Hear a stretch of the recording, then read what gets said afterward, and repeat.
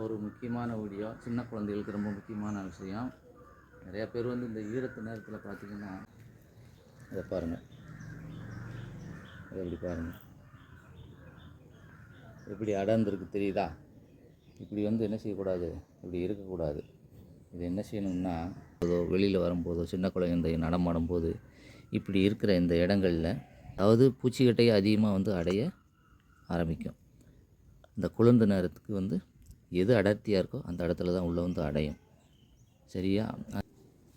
இந்த மாதிரி பூட்டி பிடிச்சி ஒரு டயரை வச்சு என்ன செய்யணும், கெட்டிடணும். கெட்டிட்டோம்னா இந்த இடம் வந்து பார்க்குறதுக்கு கொஞ்சம் சுத்தமாக இருக்கும், எந்த ஒரு சீண்டரவும் இருக்காது.